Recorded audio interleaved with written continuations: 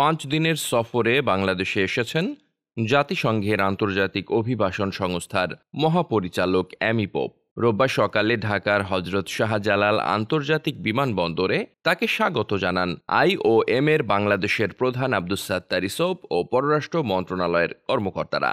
পোপের সফরে অভিবাসন ও রোহিঙ্গা ইস্যু গুরুত্ব পাবে। রোহিঙ্গা পরিস্থিতি দেখার জন্য 1 ডজনের বেশি দাতাকে নিয়ে এসেছেন তিনি। 5 দিনের সফরে ঢাকা পৌঁছেই দুপুরে তাদের সঙ্গে নিয়ে রোহিঙ্গা ক্যাম্পে চলে যান আইওএম পরিচালক। যাওয়ার আগে সকালে গুলশানে জাতিসংঘের আবাসিক প্রতিনিধির সঙ্গে সাক্ষাৎ করেন তিনি। সোমবার কক্সবাজারে ক্যাম্পের রোহিঙ্গাদের বিভিন্ন কার্যক্রম ঘুরে দেখা ছাড়াও বেশ কিছু বৈঠকে অংশ নেবেন তিনি। পরে রাতে ঢাকা ফিরে আসবেন। আগামীকাল মঙ্গলবার সকালে প্রথমে প্রধানমন্ত্রী শেখ হাসিনার সঙ্গে সৌজন্য সাক্ষাৎ করবেন আইওএম মহাপরিচালক। এরপর দুপুরে পররাষ্ট্রমন্ত্রী ডক্টর হাসান মাহমুদের সঙ্গে বৈঠক করবেন তিনি। এ বৈঠকের আগেই বাংলাদেশ থেকে বৈশ্বিক অভিবাসন নিয়ে 2024 সালের বার্ষিক প্রতিবেদন প্রকাশ করবেন।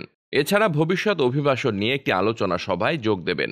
মন্ত্রী ছাড়াও যুক্তরাজ্যের ভারত প্রশান্ত মহাসাগরীয় কৌশল বিষয়ক মন্ত্রী অ্যান মারি ট্রাভেলিয়ানের সঙ্গে বৈঠক করবেন আইওএম মহাপরিচালক অ্যামি পোপ। এছাড়া অভিবাসন প্রশিক্ষণ কেন্দ্র পরিদর্শন, তহবিল সংগ্রহ ও অভিবাসন নিয়ে একাধিক বৈঠকে অংশগ্রহণ করবেন তিনি। জানা গেছে, সম্পর্কের 50 বছর পূর্তি উপলক্ষে ঢাকা সফর করবেন জাতিসংঘের বিভিন্ন সংস্থার প্রধানরা। আইওএম মহাপরিচালক অ্যামি পোপকে দিয়ে শুরু হচ্ছে সফর। কূটনৈতিক সূত্রগুলো বলছে, চলতি মাসের মাঝামাঝিতে ঢাকা সফরে আসবেন জাতিসংঘ জনসংখ্যা তহবিলের নির্বাহী পরিচালক ডক্টর নাতালিয়া কানেম।